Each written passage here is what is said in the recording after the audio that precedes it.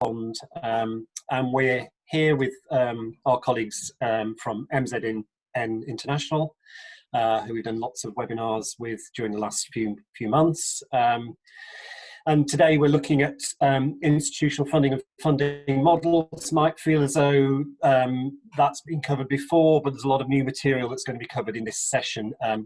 So we do expect to go over the hour slightly. It might be 10 past, quarter past, but there's a lot of ground to cover, and we're expecting lots of questions and comments from your side. Just to say, the slides will be made available to participants afterwards, as will a recording of the session. If you want to submit questions, if you can submit those in the Q&A box rather than the chat box, then we can effectively manage those questions as they come through. I'm delighted that so many people are here, and really nice to see Michael, Chris, Joseph and Palu from MZN again. So I'm going to hand over to Chris, who's going to talk us through and introduce the session. Thanks. Thanks a lot, Mike, and good morning and good afternoon, everybody. I hope you are well. As Mike just mentioned, we have a lot to cover today. My colleagues around the world are based in the UK, now Geneva and US and Germany. So we'll go through the presentation, hopefully quite pacey, quite fast, to then lead into a conversation and a Q&A afterwards. And in case of those who are interested, the same webinar will be repeated tomorrow as a small webinar with a maximum participant number to provide more conversation, which you can sign up for as well. Right, oops, sorry. There we are. That should be the second slide coming up right now. These are our broad journey today for the next half an hour or so. A quick update on the institutional funding updates from the UK, from Europe, from Germany, from the US, from England, from the UK. And looking at their priorities and strategies. We obviously don't have the time to look at specific grants and service contracts being issued at the moment, but we will look at what does this mean for our funding strategies and what there is to do right now. Quick introduction round. I'll start. My name is Chris. I'm responsible for the mess that is MZN. I focus myself on EU and Germany organizational development and funding. My name's Joe, and I work with MZN looking at sort of non-profit finances and look at funding from the IFI, so the UN, the World Bank, and other kind of bodies like that. Hi, I'm Palu. I work with MZN and with a number of organizations on strategy and business development. Hello, I'm Michael Short.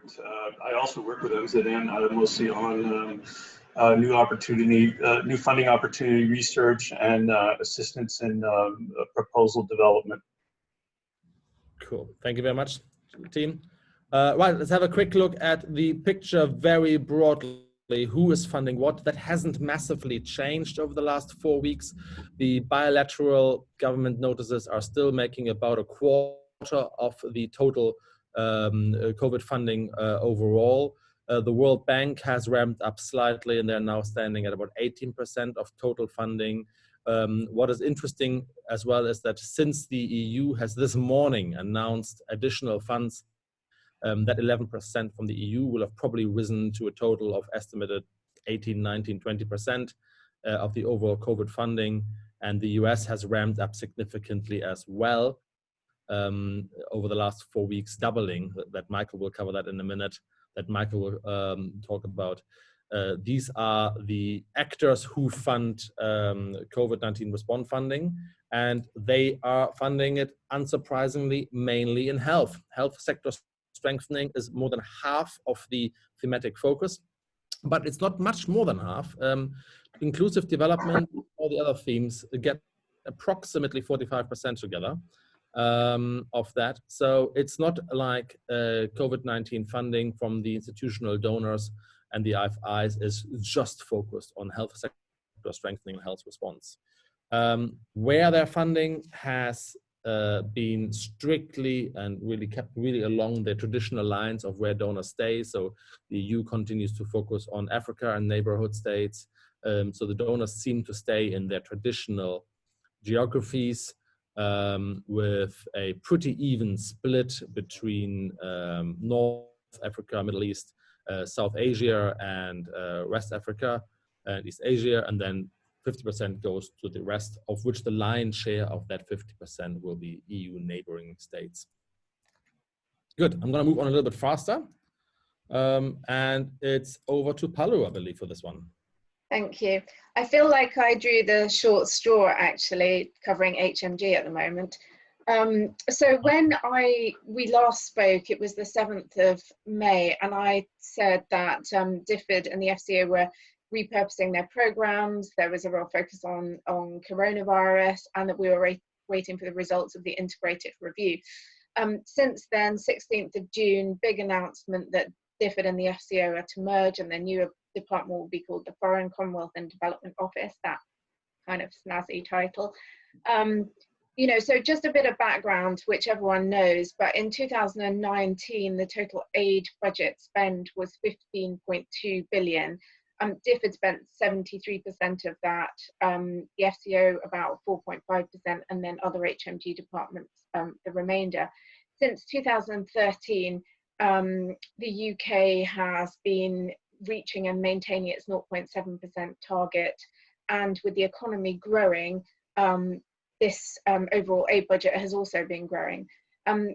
This year, however, we are expecting, figures are suggesting that there's likely to be an 11 to 14% shrinkage in the UK economy, and therefore we're expecting that last year's 15.2 billion of spend is likely to go down by a couple of billion at least. So that's what we're expecting. So the other thing to mention is that DFID and the FCO spend their money in slightly different ways. In 2018-19, the top 3 aid sectors that DFID spent on were humanitarian aid, health and economic infrastructure. The FCO, meanwhile, spent almost half of its aid allocation on administrative costs, and then the next highest sectors being in cross-cutting programs and civil society, which very much reflects the fact that the FCO spends most of its aid allocation on frontline diplomatic activity. So the merger, we don't have a huge amount of information. We know that all this needs to take place, you know, really by September, but it's concerning that for the world's poorest, as the merger is risking putting the UK aid in the hands of those who have very little expertise in the areas that DFID has had, so global health systems, humanitarian response, reducing poverty and disease prevention. It also looks like the FCO is likely to be the dominant partner, so that's something to look out for. Many of you will have read the recent ICAR report that was written and looking at the period of time 2015 to 2019. ICAR accumulated a rich body of evidence on the changing nature of UK aid. It's been a very dynamic period. The SDGs have shaped the global development agenda, and the UK has spent huge amounts of its money in humanitarian operations in response to the Syria crisis. It's covered Ebola, climate change, etc. So, you know, that is kind of historically where we're at. And ICAO also warned that the redistribution of the aid budget between departments has been leading to a growing focus on the middle income countries, and also driven by security, climate change and economic goals, which risks the focus on poverty and leaving no one behind. As Bond has also communicated, the new department you know, needs to look at the sustainable development agenda and leave no one behind to make sure that these aren't jeopardized by the FCO-DFID merger. I don't know if many people were at the ODI held a session yesterday, and there were various key stakeholders from other departments, other countries. And, you know, one of the things that was said was that DFID really needs to have a cabinet position to make sure that DFID is properly getting its say. Next slide, please. So what does that mean for us?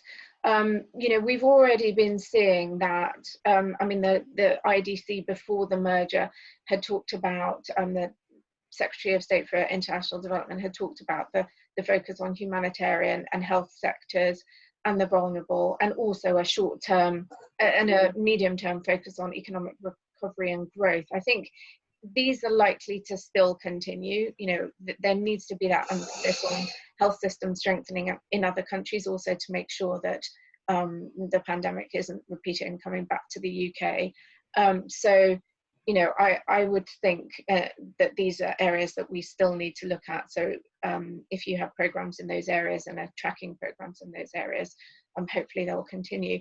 I understand that the ODAPS framework is going to continue, and that covers the whole of HMG.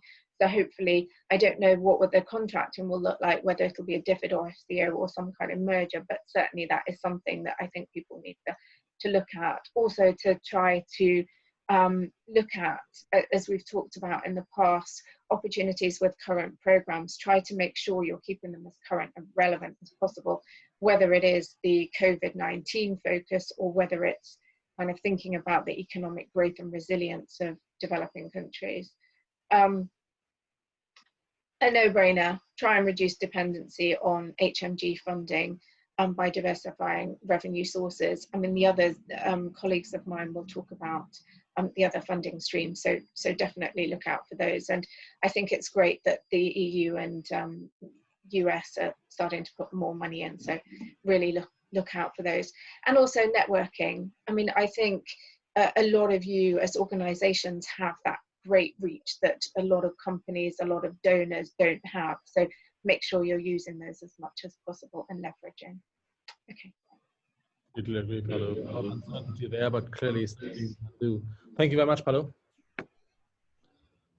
Right, EU, we are timing this webinar perfectly because next week, the first Commission meeting and the German chairmanship is taking place on the 17th and 18th of July, and the details have been forthcoming as late as last week, and some updates this morning even, and this is so to call hot of the press. The Commission will decide next Friday and Saturday over the largest ever aid budget for the period 2021 to 2027 of 1,100 billion. I think that's a trillion, right? Could well be. Yeah. Could well be, huh? That's plus, on top of that, there's another 750 billion of COVID funding that the EU has labeled NGEU, Next Generation EU. And that is to be spent over the next 3 years until 2024. The EU loves its synonyms, of course, and its acronyms. So NGEU is a big one. That parts of the NGEU 750 billion are definitely reserved for development aid organizations. I'll get back to that in a second. Of this overall Commission budget, which is record-breaking, the total budget for that comes under the headline of Europe and the World includes 118 billion, also the largest ever, I think, of which again 75.5 billion is specifically for development. They are naming the new fund NDC, the Neighborhood Development International Cooperation Initiative Fund. That will be the new development fund, quite well stocked, as I said, of 75.5 billion. So around about 3/4, just below 3/4 of the total foreign budget, Europe and the World budget of the Commission. So there's a strong commitment there to development and integral human development as well. On top of the 75.5 billion, we'll see a 10.5 billion admission from this NGEU, i.e. the COVID fund, to be given to organizations, bridging grants organizations, to tie them over the impact of COVID, and that is all to be spent by 2024. And we've had confirmation this morning that there is consensus amongst the most Commission meetings that that 10.5 billion will also be administered by NDC. That's development. We've got about 10 billion for humanitarian aid, and that is coupled with 5 billion from the COVID fund. That will now in future include, for those who are very, very keen and very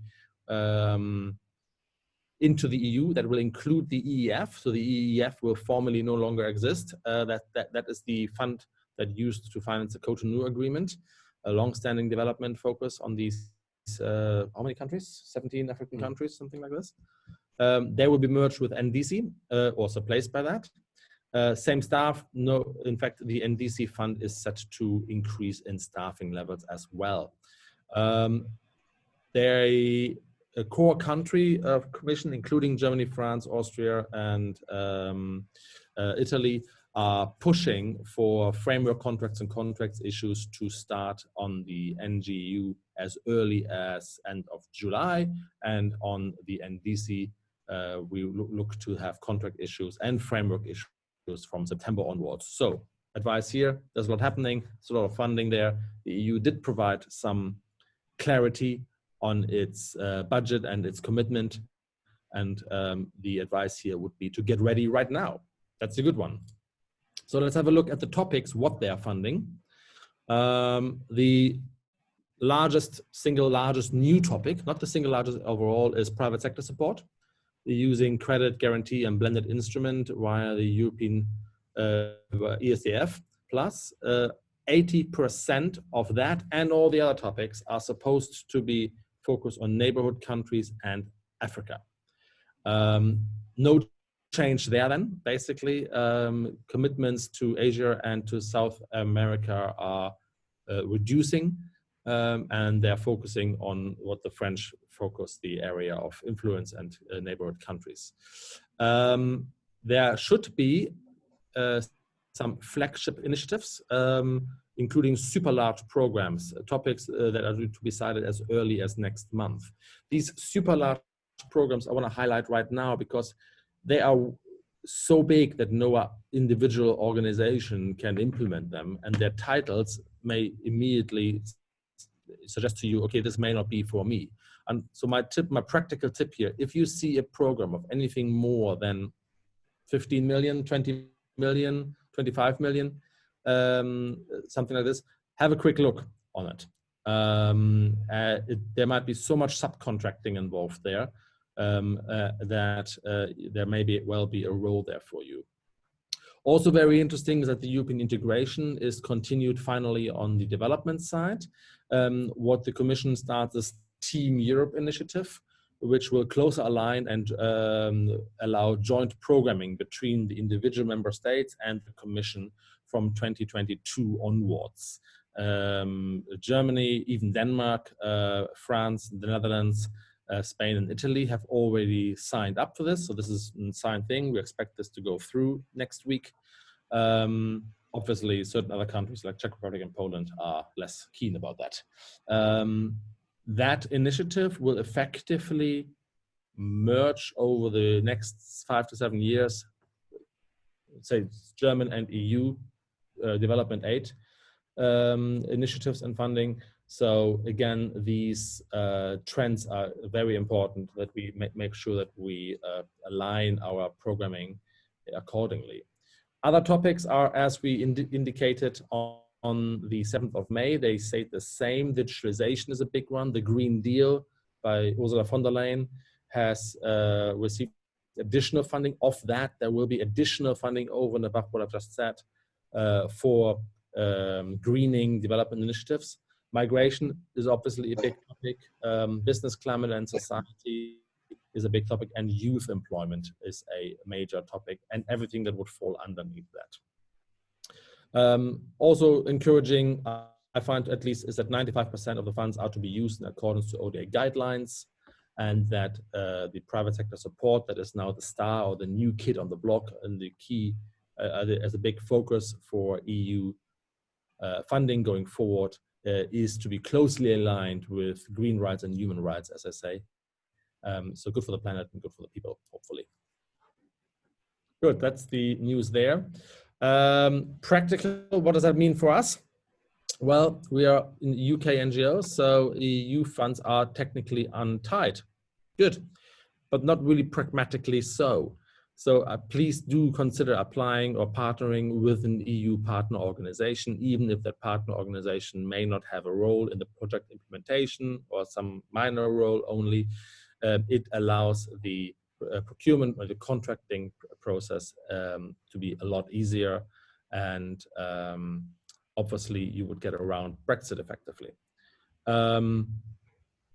Tip here would be to obtain weekly information from the NDC Commission Group for early pipeline information, particularly on these frameworks that are coming up in September and the large programs in August. And you can get that early information either through contacts, outsourced donor intelligence consultants or staff you may have in the area.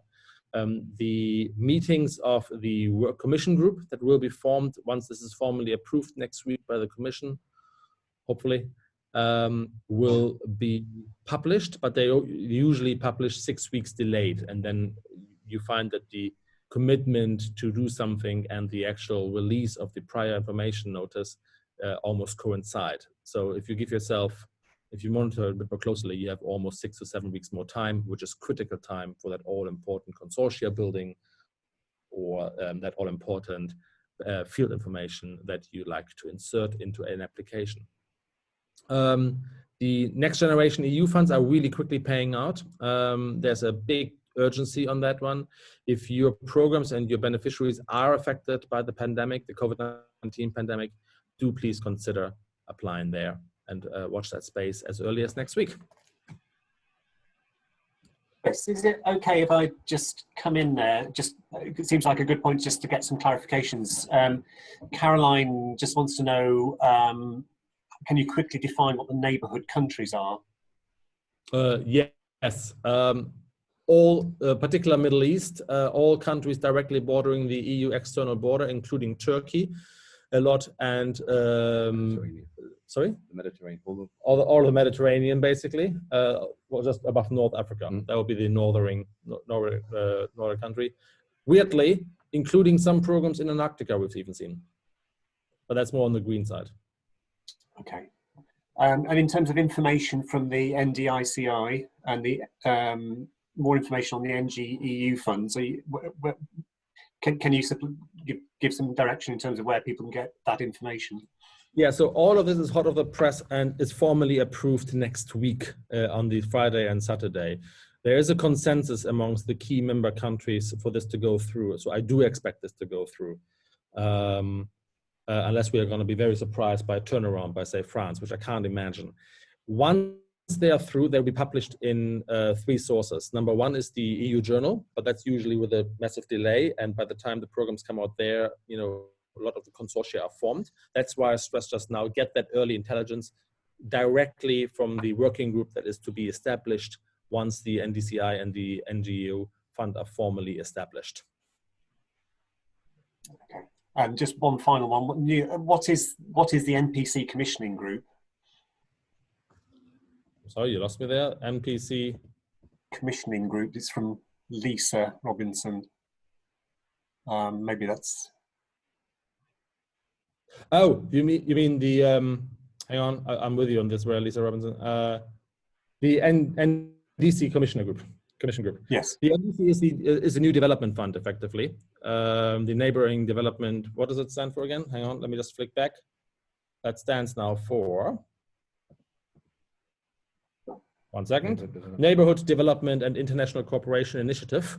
Again, the EU and and there will be a working group beneath that with commission staff and EU staff, as well as development institution staff, representatives of all member countries and observer organizations that will form a working group. That was the same as with the EEF that financed Cotonou on all the other development functions, and they are responsible for implementing the mandate the Commission gives them, and they are then instructing the relevant bodies, say the DEFCO of the EU, to formulate programs accordingly. Okay. So yes, right, thanks. EU bureaucracy, yeah? Yeah, there's a few more questions about the EU, but we'll come to those later. So do carry on, Chris. Thank you. Thanks, Mike. Happily to make this more interactive, so keep coming. German response to that one is largely the same. The Germans approve and are very keen for the Team Europe idea. They are the BMZ, as you know, German development aid is spread over various agencies across the federal and the state government. German is in continental Europe the single largest aid giver, closely followed now by France as well. The Germans have continued to focus on youth entrepreneurship, youth employment, agriculture, and anti-corruption. And the GIZ has new in its portfolio a heavy focus on combating misinformation and digital vocational training. So for all of you running digital agencies and webinars and mocks there, consider being paid for those. And the note, and when you get the slides, there's a link there too. On the GIZ, there's a bit of a quirk. Sometimes the title of the files are in German, and then you open them and they're in English. Don't ask me why. Just don't be afraid to download and have a look. Right. Great. Thanks for that. So I'm going to give a quick rundown or overview of what the IFIs are doing and sort of falling into that category. I'll put sort of major UN agencies, but also the World Bank and the IFC. So sort of updating what was perhaps going on when we did our first webinar on this this subject, so that there has been a large increase in funding, but I think there's some sense we get from our partners that those fundings haven't quite hit the ground, certainly not from a kind of NGO perspective, and also not in the way that they were anticipated to. And I mean, I don't know this for a sort of fact, but I think when I look at the mechanisms by which they're distributed, which is this UN joint interagency funding mechanism called the MPTF office, which sort of is administrating the COVID response and recovery fund. It comes in sort of 3 envelopes, and there's 1, 2, and 3. And envelope 1, which is the kind of funding that was released first off, was really about governmental support directly. So funding health institutions and just sort of general government budgetary support. It's windows 2 and 3 that start to be applicable for sort of NGOs and other agencies in the kind of, I think it's the sort of recovery and sort of mitigation, rather the recovery stage, where the governments themselves have had that direct budgetary support from the financial institutions, and then that funding gets spread more broadly to achieve the kind of the perhaps more nuanced issues that a government may not be addressing in the sense. So it filters through. Yes, and so it does sort of feel that none of those funds that were promised had kind of hit the ground, but I sort of think that's a sort of the mechanism by which they're delivered is part of that problem. So I think we should keep our eye on the sort of UNGM and sorry, I can't remember the acronym, it's the MPTF office, which is through the UNDP, and that's where that kind of interagency fund is being administered through there. So I think that's going to become more applicable to sort of delivery organizations over the coming months than perhaps it has been over the last 2 or 3.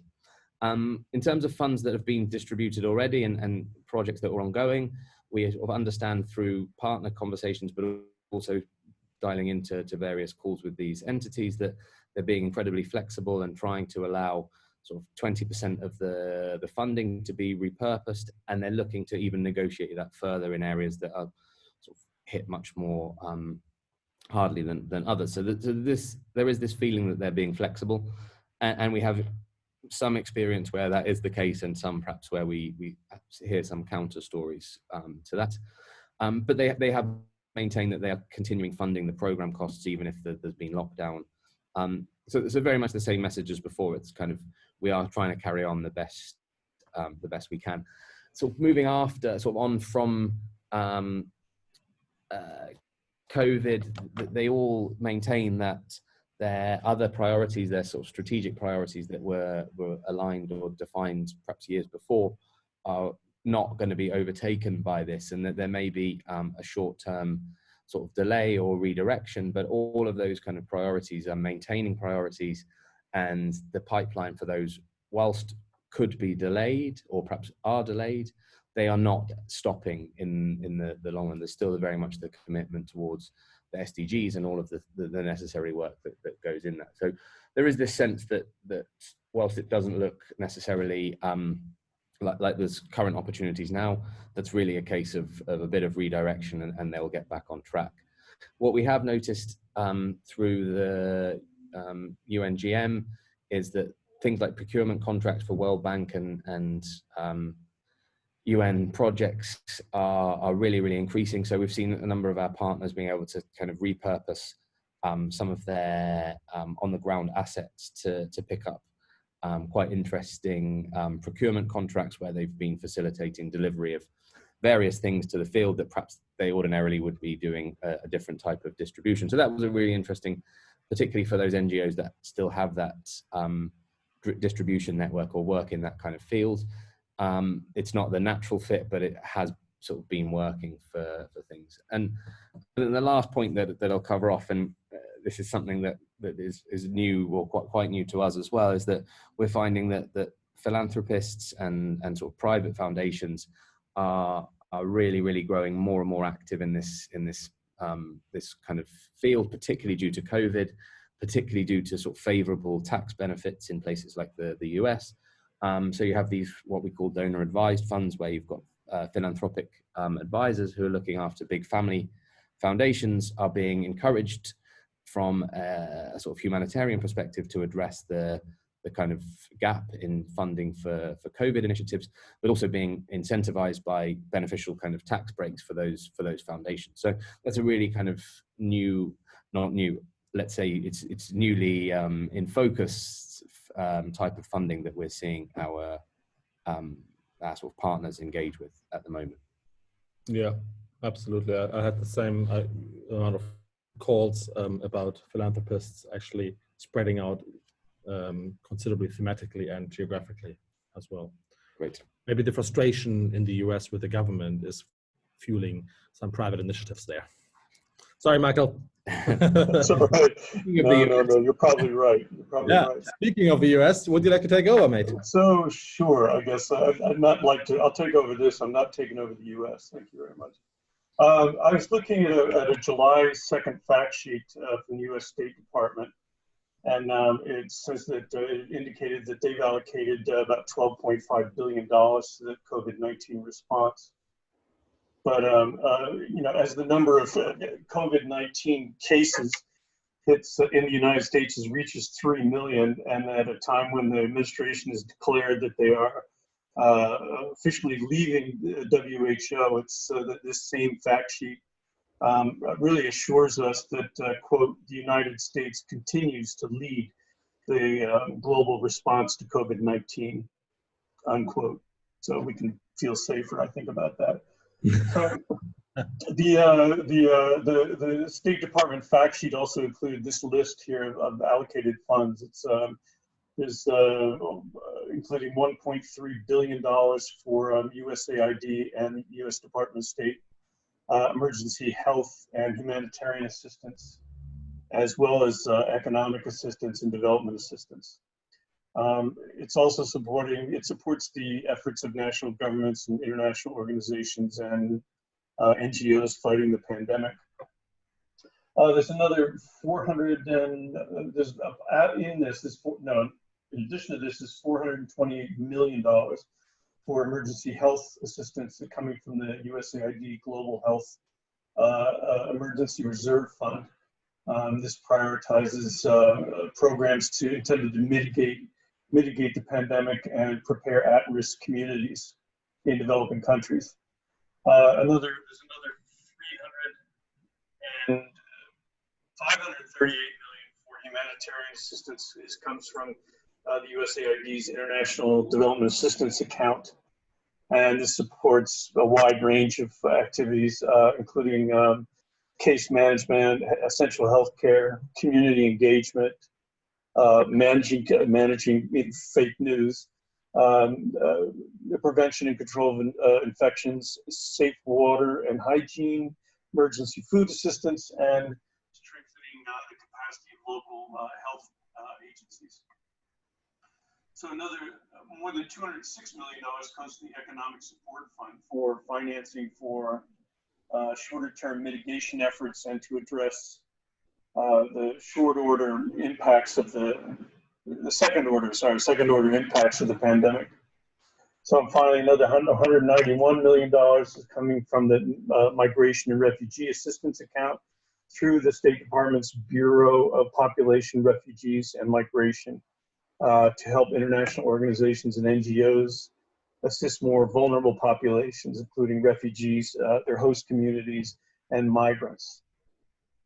The MRA funding also targets strengthening local health responses and providing emergency relief material.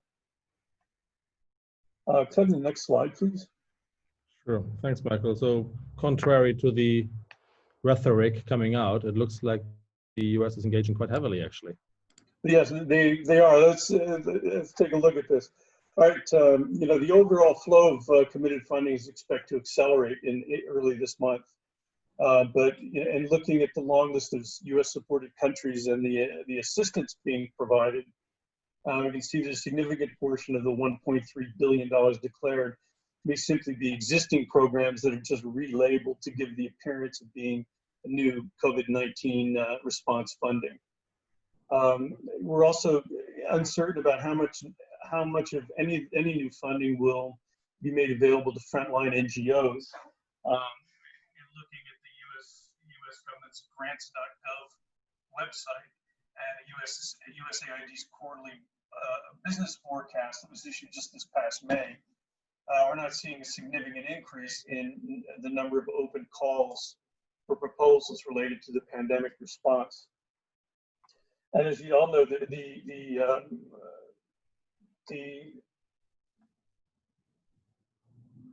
USAID's project proposal submission process is rather complex, competitive, and for smaller organizations, it can be quite time-consuming and expensive. Now, to get the COVID-19 funding out quickly, USAID and the Department of State may be sort of administratively trying to circumvent their own rather cumbersome process by allocating the bulk of the funds, the bulk of any new funding as sort of top-ups to existing contracts and agreements with NGOs and international agencies. So it may be more money, but it's not coming through the channels that we'd like to see. So, you know, I think the future of the COVID-19 response and kind of U.S. foreign assistance overall remains very murky at this particular point in time. The uncertainty can certainly be attributed to deep political divide in the U.S. The political campaigns ramping up for the November election, the severity, just the plain severity of the economic and social impact of now in the U.S. an uncontrolled pandemic, and a U.S. administration seemingly constant tendency to introduce divisive politics into every aspect of government operations and national policy.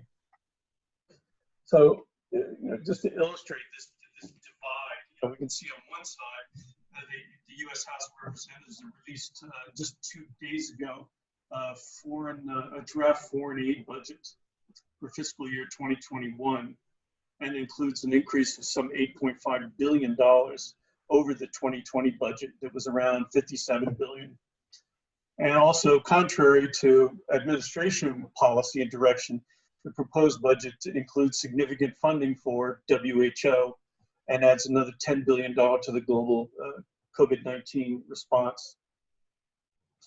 The proposed budget is unlikely to be enacted this year. It seems more likely that the coming battle over the foreign aid budget will just lead to another continuing resolution as the new fiscal year starts at the beginning of October.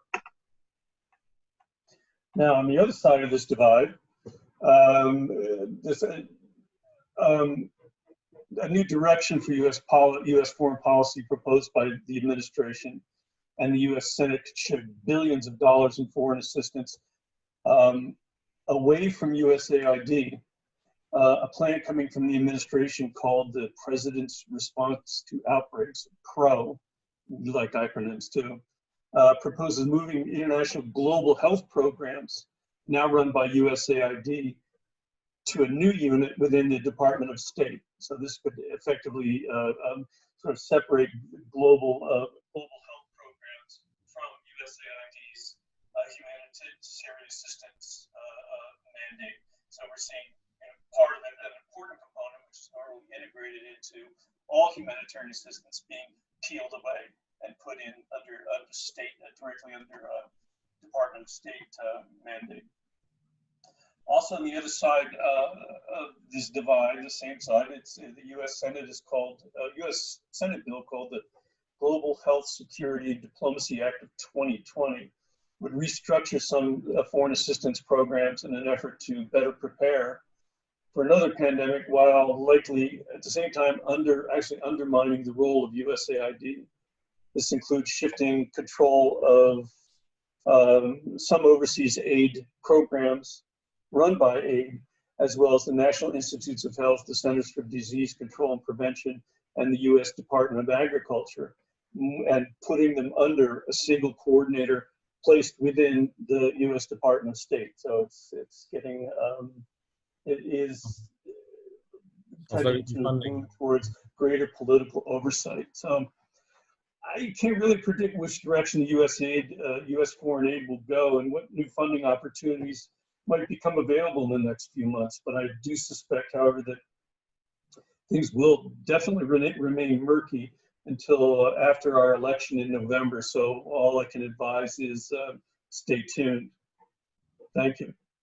Thanks, Michael. Really appreciate it. So it sounds like a defunding effort there being introduced, but at the same time, quite a bit of funding there as well. Thank you very much. Right, so what shall we do with that?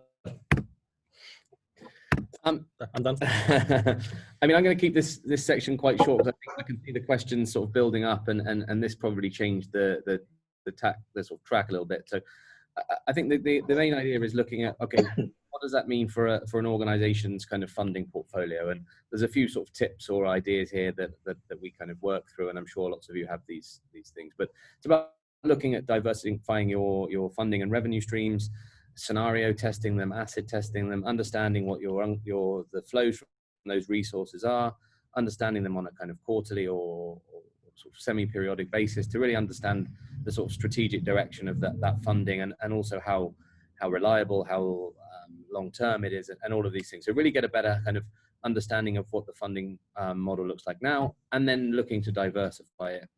As part of that, we look at sort of setting the kind of criteria for funding, and be that new funding that you're looking for, but also kind of funds that are under review that you're currently implementing, but perhaps think that they're not quite aligned with what you need to, or aren't recovering the cost that they need to. So it's about really setting a kind of range of minimums, whether it's funding level, whether it's types of funding, whether it's types of funder, whether it's costs that you're able to recover from those funding, and really have a kind of balanced mix of those things. And the next part is really kind of prioritize the funding that sort of meets your strategic sort of requirements. So, we've put grow there, but it's not necessarily about growing in terms of size, but it's really about making sure that the funding that you're prioritizing is strategically aligned and allows your organization to maintain its mandate in whatever sort of size it is, and make sure that it has that funding sustainability. Yeah. That's very cool. Just one say on the diversification, on the first point there, what we mean with the acid test is a simple sort of thought experiment that I would encourage all of you to do, is ask yourself every 3-4 months, saying, okay, if this donor were to go away, if this funding were to be limited, if this was to be cut, what would our organization, our mandate, our project look like? And in order to then not just a bet on all things being well in the end or somehow working out, that but having a starting point for a range of possible futures, that okay, well, if UK and US funding is under significant doubt at the moment, and this revamping and upvamped EU funding is massively increasing, but that also means that there's a lot of doubt how that will be applied as well. That set of scenarios, that set of possible futures is more important than ever. And I think it'd be negligent for anyone in our sector to just hope that everything will be well, which I'm sure nobody is doing. Right, final one, and then we'll finally head hopefully to an interesting question bank. Pragmatically, what can we do with all this insecurity, with all this information? Well, one thing we can do, which is completely in our control, in your control, is have a clear but a digital first workflow to find and assess opportunities, wherever they may be. We can go into questions why I'm recommending digital first. It keeps the costs down basically, and it's shock proof. But have a clear workflow, if you haven't done it already, is how do we get as early as possible information on forming consortia, prior information notices from the main institutional donors, and obviously what you said to the philanthropic area as well. Then add some no-cost search capacity to your proposal writing team. You may well find yourself in a position where you're hedging your bets and you're approaching a new donor for the first time, or you are expanding on an existing one, or you're going for a new philanthropic source of funding, and that may well very quickly exceed the capacity of whoever is writing your proposals. So add that search capacity on so that you do not miss out on opportunities, which are always time-bound, just because you haven't got the people. That will be a shame. Particular with the digital workflow, adding on people and search capacity is reasonably quick and reasonably painless if you prepare for that now. For those who don't do it, we still see some partners through the banks of through this range of sizes that are in a sort of a grant race. You know, get a grant, implement the grant, worry, panic, get another grant. It's just like, look, let's just be very clear, and we've said this for 10 years. Let's understand income and business development as a key part of your business as usual, to be done by everybody with a clearly aligned workflow again. So yes, that program manager is not just there to run a program. She or he will also have to contribute to new programs, new innovations, and new parts being done. And finally, as a mindset shift, and we can dive into this later, this was a whole webinar, a whole different webinar and a whole different conversation. In fact, a study we're doing. Please, let's just finally put a stop to thinking ourselves as NGOs who are grant implementing organizations. You know, you have a cause, you have a mission, you have an expertise. Think about them as your products. Think about them as your revenue carriers for your mission. And if you think about it in that sense, you will identify people who carry about the same cause, who admire the methodology and the expertise and the network. As Paolo mentioned, thank you very much, Paolo, for that. You know, you have that reach much more than anybody else has, and they will want to fund such products if these products you have are properly defined. Ironically, we are now in a position where some philanthropists come to us saying, we would like to do X, Y, Z, and the organization who works in this area hasn't actually priced or properly defined their products. So that's something we can really do right now. I hope these 9 tips help. I hope the huge amount of information in this one isn't overwhelming. I'm sure it is actually. What I can finally recommend is the Bond Working Group on Funding is really, really good. There's a link right there. Please do get in touch with them. They can absolutely help.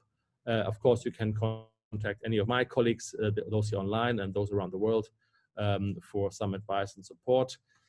Finally, nope, that's not finally, that's some designer work. Finally, this webinar will be repeated as an MZN small webinar, maximum 25 participants tomorrow. You can register on the website if you want. If you don't get your question in the debate right now and want to have a smaller debate tomorrow, then you'll be very welcome to join us. Right, that's it. Mike, I'm going for a beer. Okay, great. Thanks, Chris, Joseph, Michael, Paolo. We can take some questions now. There's quite a lot of, there's a flurry of questions around the latest EU announcements. Can you just, I mean, as a starter, can you just clarify the status of UK organisations and their eligibility in relation to EU funds? You're asking me to clarify something that the President of the Commission doesn't. The advice is unchanged. The Commission reserves the right to cut UK organisations off existing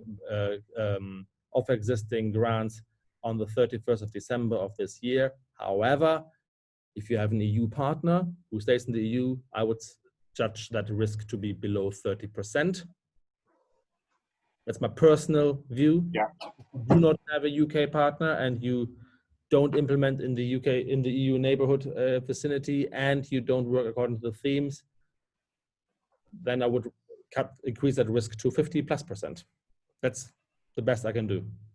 Right. Yeah. Yeah, and yeah, we keep getting anecdotal information which we can feed through. We've got an EU funding group which works on that. If you're a bond member and not part of that group, it would be worth considering joining that. But and in general, I think there's loads of information here that Chris and the team have highlighted that we need to make sure that it is accessible to our members as the sort of situation's changing so rapidly. There's a couple of questions again about the grants and contracts and how the new funds will fall down on either side. What can you say anything about that, Chris, about the predominance of one rather than the other? In terms of service contracts? Yeah. I think that trend has been well established for 10 years, well, 5 years or so. Service contracts are, and service contract-like grants are are definitely increasing now beyond 50% of the development budget. On the humanitarian side, it stays pretty firmly in the grants area. So if you're a humanitarian program, then I think grants will continue the way to do it. However, on the development side, those service contracts, bonds, those blended instruments I've mentioned before, will continue to rise. And also bear in mind that this trend towards service contracts will be further increased by the increasing role of the European Investment Bank in Frankfurt that is turning up to be a development actor. And then you really do talk to bankers, frankly, not development experts anymore, who would like a bond to be, not your organization, that's very confusing now, a financial bond to be agreed, service delivery to be agreed, so those delivery milestones need to be agreed. All that extends the negotiation time and means that you need to negotiate your service contract a lot careful. Again, back to the pricing there, make sure you've priced your services with a substantial upmark so that you're always able to deliver your programs under a service contract. Thank you. And then sort of a technical question. Is the NGEU only open to existing grantees? No, the technical language I've read just last night is that if your beneficiaries and your program is affected by COVID, if you can demonstrate that, then there's an accelerated application procedure that does not need, that in itself to me does not read as it now needs to be an existing program. If you have an office or if you have a location or access to beneficiaries who are suffering by this and you think I can help, then I would be, I'm reading this as you're eligible to apply. Okay, great. Bear in mind here, they are trying to push through, significant funding to be done by 2024, which means the last contracts should issue in 2022 for 2-year contracts on this one. So this is really ramping up fast now. They have to get, that money will only be approved if the commission meeting Friday, Saturday next week goes according to plan, will only be approved until December 2024. By then, everything has to be done. Okay. Here's a question from Rose Nyatsambo. Christian, you mentioned that we can access EU funds through partnerships with EU organisations. Are you able to share more on how this works and examples of such organisations that we can partner with? Yeah, I mean, there are principally 3 models of doing this that I see. Maybe my team, you can have more.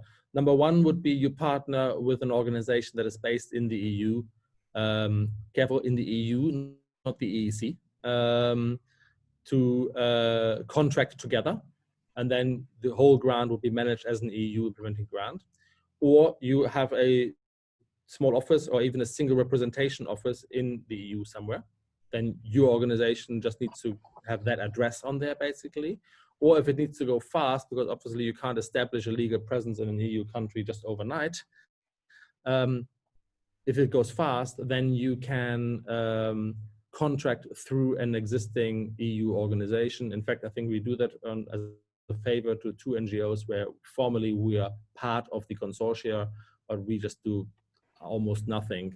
But since we're based in Hamburg, Germany, it's counted as an EU fund. One thing I would say to that, if you are considering forming a legal entity in the EU, bear in mind that this is a lot easier if you kick it off before the 31st of December. If you apply, if you get the application in, but while still being an EU member. And also bear in mind is you don't necessarily need to form an NGO.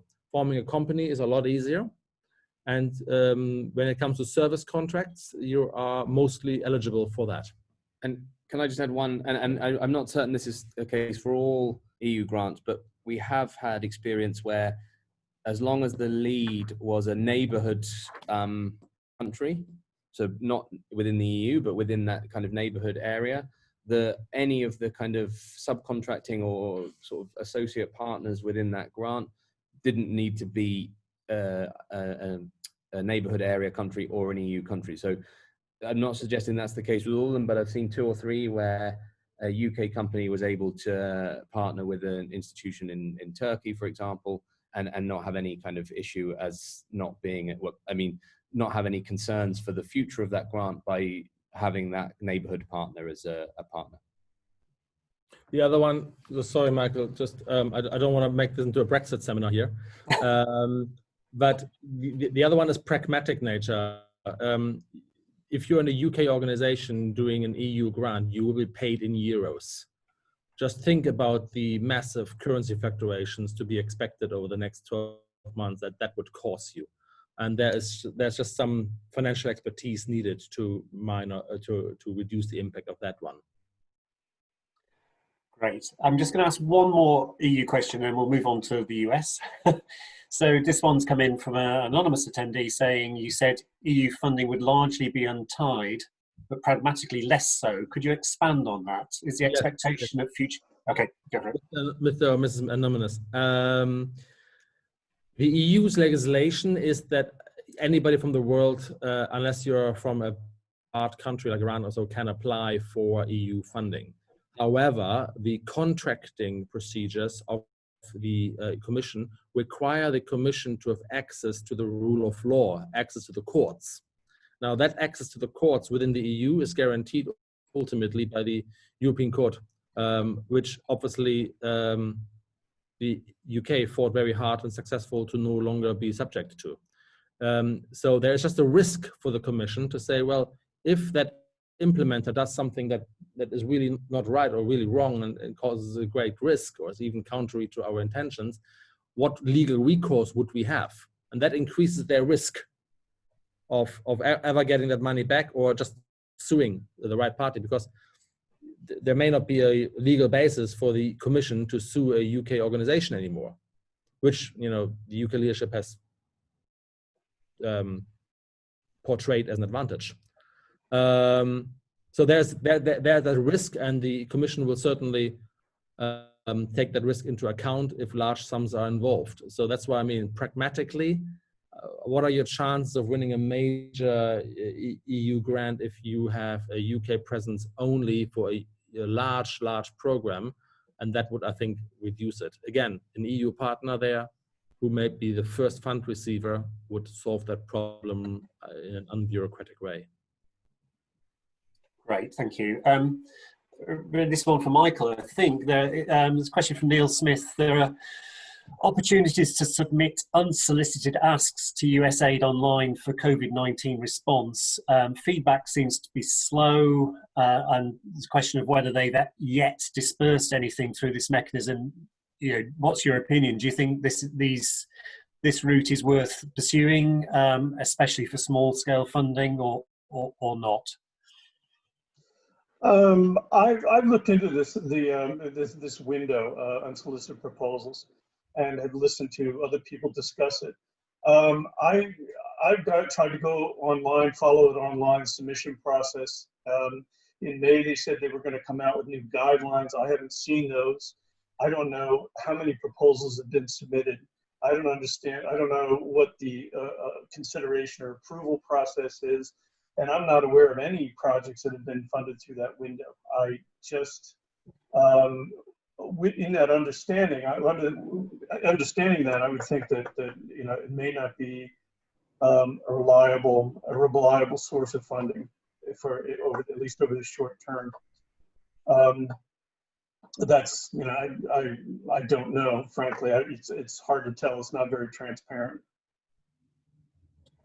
Okay, and just another quick one from the States. Do you think the US states shifting of huge programs into different state departments is to reduce USAID power, or to divert to, or yes, is to reduce the power of USAID? What's going on there, do you think, Michael? Yeah, I think that at least at this point, that part of that, there was an attempt earlier a few years ago, I can't remember, 20 years ago or something, to put the functions of USAID directly within the Department of State, that would be managed by the Department of State. But they killed that idea. But in this particular instance, they're peeling off the global health programs. They want to peel off the global health programs and put them from the sort of the technical humanitarian assistance, more humanitarian-driven programming, and putting it in under the supervision of a political process where, you know, the Department of State is not necessarily geared towards humanitarian assistance, but it's rather trying to promote the economic interests of the United States. So that's the difference. That is the problem. But yes, I think that USAID is being, at least the current administration is trying to take it apart. Thanks, That's what it looks like to me. Yeah. Probably one, it'd be good to get Paolo's view on this. This is on localization. Do you see more donors moving to fund local NGOs rather than northern NGOs committing to the localization agenda? Where's that one going? Do you want to try that one, Paolo? Yeah, I mean, I think we have been seeing that, and there's been much more emphasis on building that capacity in country. So, you know, I would feel that it is. I mean, at the moment, it's difficult to see how the world's going, but I think it is, you know, it is about people not traveling as much as well. You know, it's using resources that can hit the ground running, that really understand the context. So yes, I would see that, you know, being in touch with whichever funders in country is definitely the way to go. Any other thoughts on that? Or, does philanthropy, philanthropic interventions, do they sort of speak to the localization agenda more? Chris or Joseph? Oof. I mean, look, philanthropists by and large are not aligned along each other. We have broad themes and we have instances of fund managers joining, and philanthropic baskets of joining family offices and first-time philanthropists who come with considerable sums, basically, and they are happy to take advice and happy to structure it and work in partnership with the organization. So if you were to build a relationship with that organization, with that philanthropist organization, often they would be happy to take a localized agenda approach. But again, think of philanthropists a bit like investors. I know zero philanthropists who've not been investors in part of their life or prior to their life. It's somewhere you need to make that fortune, basically. And then you have an investor's mindset. And the investor's mindset is a bit different to that of a grant provider. You know, they want to know, look, what are we going to do with my funding? Where's my funding going to make the difference? Where can you credit my contribution with that funding? And what problem are we going to solve? So this, I think this is the more really apply yourself as an investor who buys a social good rather than a capitalist investment. So that, I think, is a mindset to go about this. Great. Thank you. And I'm picking up the sort of the 9 tips at the end. I've got a question from Marie Nazombe saying how to add no-cost surge capacity. Consultants need a lot of your internal time to explain your organization's context, track record, make connections with internal people who have the project design, etc., etc. Isn't it a false economy? Could you give us your sense of the value of surge capacity? Yeah, I mean, look, the value ultimately lies in the fact that you can apply for more funding beyond the capacities of the proposal writing team. Now, for that to happen cost efficiently and time efficiently, I would never accept anyone's consultant. I'm not sure I'm arguing my own interest here. I would never accept anyone's consultant's first offer there and say, yeah, fine, we'll do that. Yes, there is a cost to provide that capacity, but the no cost search capacities, we do have agreements, for example, with certain NGOs where we provide a standing assistance. Yes, we do the scoping, so we are familiar, and there's a cost to the first phase, just talking from MZN side, but then the agreement almost sleeps and rests, and there's a moratorium, and it doesn't accrue costs like an employee does, for example, when you're not using it. And where that cost, when you say, okay, for example, using my own experience, MZN, they've done a sort of donor mapping, and they know what we are all about.